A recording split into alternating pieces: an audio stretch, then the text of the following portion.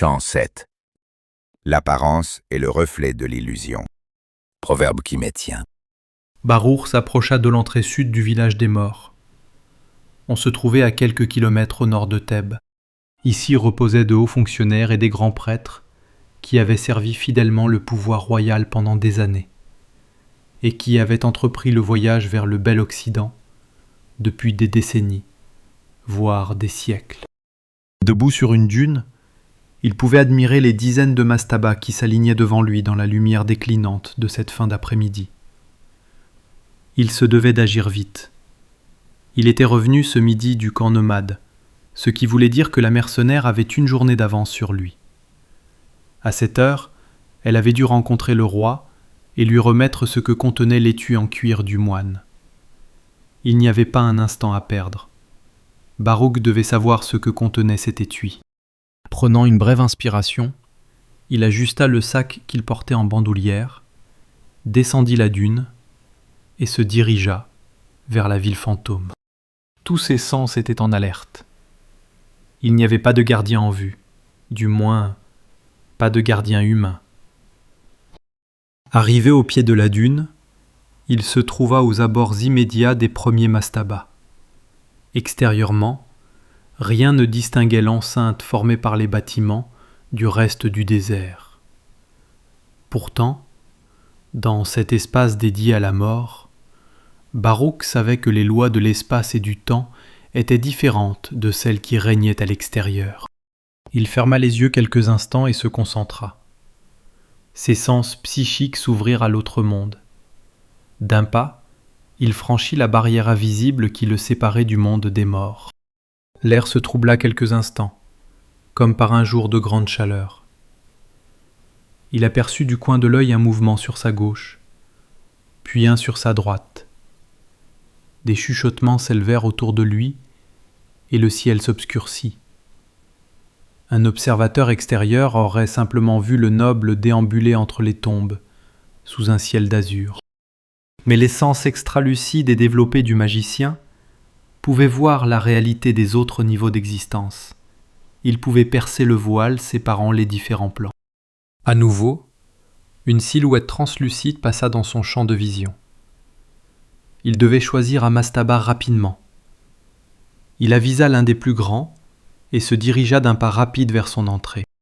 Sur le linteau, il pouvait lire « Arek Nouret, chambellan de Sa Majesté Izi ». Un chambellan ? Quelqu'un de très important, sans être aussi puissant qu'un vizir ou un membre de la haute noblesse. Les défenses étant fonction de la position sociale du défunt, cela ferait l'affaire. 5 mètres le séparaient de l'entrée de la petite maison de pierre au toit conique. Et soudain, les gardiens apparurent. Dans une lamentation spectrale, des silhouettes translucides aux yeux morts se matérialisèrent devant lui. 4 en tout. Il se trouvait encerclé. Le spectre qui lui faisait face portait le casque des gardes royaux, de plusieurs siècles auparavant. Quand la ville mortuaire avait été érigée, beaucoup de gardes du palais avaient volontairement décidé de donner leur vie terrestre pour continuer à exercer leurs tâches depuis l'au-delà. On avait usé de rituels nécromantiques complexes pour leur donner une vie éternelle et spectrale. Savaient-ils qu'ils se condamnaient à une éternité de frustration et de souffrance ? Leur corps translucide ne pouvait ni jouir des plaisirs terrestres, ni goûter au repos de l'au-delà. Aussi disciplinés et vertueux avaient-ils été dans leur vie antérieure, ils n'étaient plus maintenant que des entités emplies de haine envers les vivants. D'une voix caverneuse, le spectre s'adressa au noble, tout en tendant une main griffue vers lui. « Que veux-tu, mortel ?» Baruch répondit calmement. « Écarte-toi de mon chemin, spectre. Je sers un maître bien plus puissant que ceux qui t'ont condamné à cette vie d'errance. » Loin de se laisser impressionner, les spectres se rapprochèrent dangereusement. Leurs membres étaient peut-être éthérés, ils n'en restaient pas moins dangereux. Leur contact glacé pouvait déchirer le corps astral aussi facilement qu'une dague transperce un papyrus. « Je n'ai pas de temps à perdre avec vous. Retirez-vous, mort-vivant. » Baruch leva les bras et invoqua son Dieu. Par le pouvoir de Sakla, j'invoque la lumière. Une sphère de lumière aveuglante apparut entre les mains du mage, dressée au-dessus de sa tête. Les spectres marquèrent une hésitation. Ils sentaient que cette énergie provenait d'une source puissante, d'un plan d'existence qui avait précédé toute chose. Avant qu'ils aient pu faire un geste, des rayons partirent du centre de la sphère et vinrent les frapper à l'endroit où jadis battait leur cœur. Les gardiens poussèrent un cri inhumain qui se répercuta sur plusieurs plans d'existence et disparurent. Leur essence avait été absorbée par la sphère qui maintenant se liquéfiait, pareille à de l'huile mélangée à de la rouille.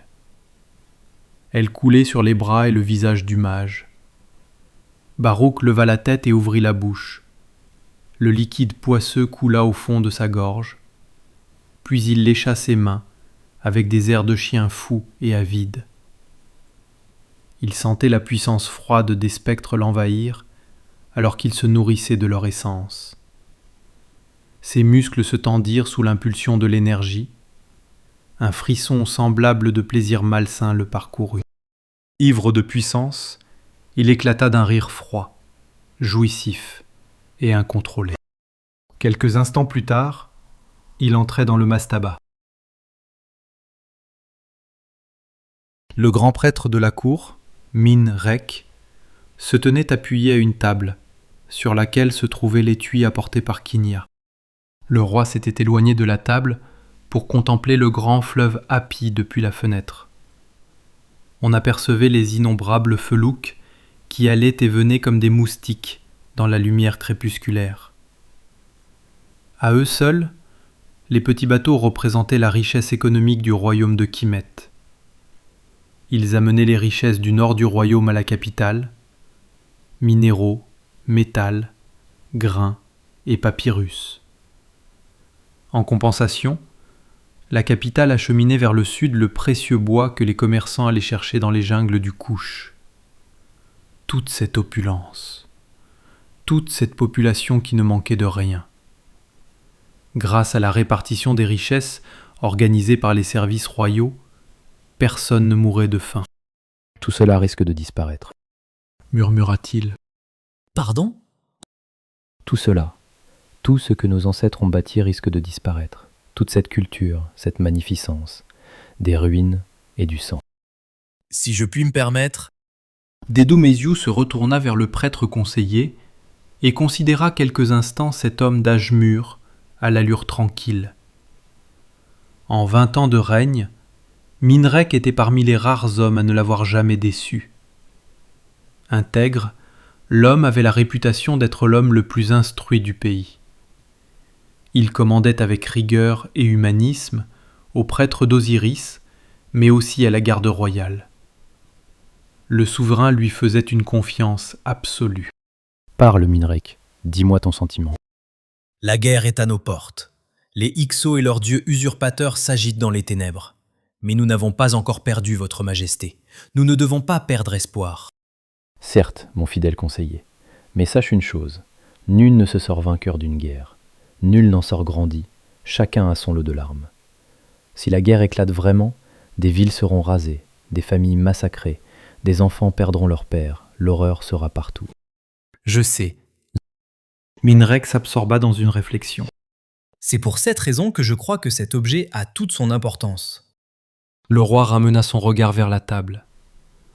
Tout près de l'étui ouvert se trouvait le petit faucon sculpté, en or massif, que contenait le rouleau de cuir. À ses côtés, le roi avait étalé le petit papyrus dans lequel le rapace était emballé. Mis à part son excellente gravure et ses yeux de saphir, le faucon ne présentait aucune caractéristique particulière. Il ressemblait aux centaines de faucons de pierre qui ornaient les temples et les palais aux 4 coins du pays. Il est certes important, puisque c'est la dernière chose que les détenteurs de la connaissance ésotérique ont jugé bon de transmettre à leur souverain. Mais il ne nous sert à rien, puisque nous ne savons pas comment l'utiliser. Je me demande si... Tu perds ton temps, Minrek. Je l'ai retourné en tous sens. Nulle inscription, nulle imperfection. Il s'agit d'un simple faucon de 10 cm en or massif exécuté avec minutie, avec 2 saphirs brillants pour les yeux. Les prêtres de l'ordre du Faucon voulaient peut-être dire que nous devions remettre notre foi en Horus, que seul le guerrier solaire était capable de nous sauver. Le roi passa ses mains sur sa panse, l'air dubitatif. Je pense qu'il ne se serait pas donné autant de mal pour nous donner un conseil sur la direction vers laquelle diriger nos prières. Il doit y avoir autre chose. Ce n'est pas le papyrus qui nous aide en tout cas. Relis-le s'il te plaît. Le grand prêtre tendit les mains et s'empara du papyrus. Il s'éclaircit la voix et lut. Ta main dans ma main, ta bouche contre ma bouche, ton corps contre mon corps. Entre dans mon jardin, pousse la porte. Le roi arqua ses sourcils avec une moue ironique. Et ça, qu'est-ce que cela signifie? Que vient faire ce poème amoureux dans cette histoire? Les mages de l'ordre du Faucon regrettaient-ils leurs années d'abstinence et voulaient-ils s'encanailler? Sauf votre respect, votre majesté, je pense que leur message était plus sérieux. Je plaisantais, Minrek, je plaisantais. La teneur érotique du message aurait pu servir à brouiller les pistes. On sait que le dieu des Hyksos répugne à la chair et au plaisir, et leur culture n'est pas empreinte de sensualité. Ils en éprouvent même de la répugnance. Quels barbares devons-nous affronter? Donc, si le message tombait entre de mauvaises mains, un Hyksos le jetterait probablement après une première lecture. Il n'aurait pas tort, ce n'est pas terrible comme poésie. Un sourire effleura les lèvres de Minrek. Il aimait cet humour désinvolte chez son souverain. J'espère qu'il ne voulait pas attirer notre attention sur la nécessité pour moi d'avoir un héritier ou même une épouse. Parce que, dans ce cas, c'est mal parti. C'est vrai que le poème suggère la sexualité, et le petit faucon pourrait symboliser un enfant royal. Néanmoins, tout le monde sait que vous faites de gros efforts pour trouver une reine digne de ce nom. Donc, je ne vois pas pourquoi, dans un ultime sursaut, les mages les plus versés dans l'ésotérisme voudraient insister lourdement là-dessus. Non, moi non plus. Je t'avoue que tout cela me dépasse. Minrek tenait le parchemin d'une main, la statuette de l'autre, et les retournait en tous sens. Peut-être que nous nous y sommes mal pris. C'est-à-dire? Le poème suggère une union, certes, mais aussi la sensualité. Mettons, et alors? Alors, qui dit sensualité, dit sens. Donc? Peut-être que le secret ne réside pas dans sa facture, dans son symbolisme ou dans les mots du parchemin, mais que d'autres sens sont sollicités. Le prêtre frotta délicatement le rapace d'or pur, comme si un djinn allait soudainement en jaillir. Prudemment, il posa le bout de sa langue sur les plumes de l'oiseau et le lécha jusque dans les moindres recoins. La moue du roi se fit mi-moqueuse, mi-interloquée. Le prêtre cessa de lécher l'objet. Aucun goût. Constata-t-il. Tu m'étonnes. Minrek porta ensuite l'oiseau à ses narines. Pharaon demanda cynique.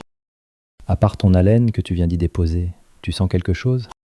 Non, votre Altesse. C'est bien ce qu'il me semblait, Attendez. Minrek claqua plusieurs fois sa langue contre son palais, avec l'air drôle d'un chat ayant avalé quelque chose d'amer. Ensuite, il reporta la statuette à ses narines. Eh bien? Ce goût, cette odeur, Oui? très ténue, de sorte que je ne l'avais presque pas remarqué. Le roi fronça les sourcils. Inutile de te dire que je suis plus que sceptique. Non, sire, j'en suis certain. C'est le goût et l'odeur du romarin. Barour se trouvait au cœur du mastaba. De son sac, le noble avait tiré 2 lampes à huile qui jetaient des ombres inquiétantes et mouvantes sur les murs emplis de hiéroglyphes. Sur le pourtour de la salle, un cercle avait été dessiné avec de la cendre. Au centre de la salle et du cercle se trouvait un sarcophage de bois et d'or. Ici, un haut fonctionnaire royal dormait, du sommeil éternel, depuis des siècles. Barour poussa brutalement le couvercle du sarcophage. Celui-ci s'écrasa sur le sol avec un bruit mat qui résonna dans le souterrain. On était à Saqqara, la ville des morts. Aucune chance qu'un être vivant entende le bruit et vienne le déranger. Les morts, c'était une autre histoire. Des spectres gardiens patrouillaient et gardaient l'entrée des tombeaux. Baruch en avait croisé quelques-uns en entrant, mais aucun n'avait osé l'inquiéter. Il portait des protections magiques efficaces qui maintenaient les morts vivants à distance. Encore fallait-il espérer que le sacrilège qu'il s'apprêtait à accomplir n'allait pas attirer l'attention d'esprits majeurs, car ceux-ci n'auraient aucun mal à traverser ses défenses. Le noble tira un couteau à lame courbe de sa ceinture. Il était vêtu d'une longue robe de couleur grisâtre. Elle était entièrement brodée. Insectes stylisés, croix, poissons, tous les symboles de Sakla. Et sur le bas, une phrase en hiéroglyphe à la gloire du Dieu. « Je suis la lumière du monde, le maître des esclaves. » Il se servit de sa lame pour briser les sceaux qui maintenaient le deuxième et troisième sarcophage fermés. Il fit glisser les couvercles et la momie du fonctionnaire apparut. Le travail avait été remarquablement accompli et les bandelettes qui la recouvraient des pieds à la tête n'avaient presque pas été altérées par le temps. Sans hésitation, Baruch plongea sa lame dans le cœur de la momie. Ce faisant, il déclama d'une voix vibrante. « Par le fer, je profane ce corps. » Ensuite, il se saisit à deux mains de la tête du chambellan momifié et d'un geste sec, lui brisa la nuque. « Par la chair, je profane ce corps. » Récupérant sa dague cérémonielle, Baruch passa la lame dans la paume de sa main. Grimaçant sous la douleur, il laissa tomber quelques gouttes de liquide vermeil au niveau des yeux de la momie. « Par le sang, je profane ce corps. » Pour les Kimétiens, le corps des morts était très important. Ils étaient persuadés que si l'âme survivait dans l'au-delà, c'était parce que le corps avait été bien conservé. Profaner un corps était l'une des plus abjectes actions qu'un homme pouvait commettre. Shirlar vejdech egerel, kimun solirach maja. Par cette triple profanation, je t'appelle, ô Egerel. Rien ne se passa. Baruch se déplaça légèrement afin de se placer au centre du cercle. Egerel, serviteur de Sakla, nous servons le même maître. Je requiers ton aide et je t'invoque. Toujours rien. Rapidement, Baruch se remémora les différentes étapes du rituel. Il les avait pourtant bien respectées. Une inquiétude se fit jour en lui. S'il ne parvenait pas à accomplir cette invocation, il n'aurait plus le temps ni les moyens de savoir ce qui se déroulait à la cour. Certes, en tant que membre éminent de la noblesse, il disposait d'informateurs bien placés à la cour, mais il y avait fort à parier que cette histoire d'étui reste entre le roi et son conseiller. Il avait donc besoin d'une aide surnaturelle, et le plus rapidement possible. Il reporta son attention sur l'instant. « Ô Egerel, viens à moi. Que les portes entre les abysses où tu résides et ces terres s'ouvrent. » Toujours rien. Faire venir une créature aussi puissante dans le monde matériel demandait une force conséquente. Un instant, Baruch considéra la possibilité de faire appel à moins puissante, mais il y renonça. Les informations dont il avait besoin étaient en possession du roi de Kimet. Depuis toujours, les pharaons étaient réputés pour leur immense pouvoir magique. Non. Il fallait avoir un allié puissant sous la main. Baruch soupira et projeta son esprit vers les plans lumineux de sa classe. Puisque la créature ne venait pas à lui, il irait la chercher.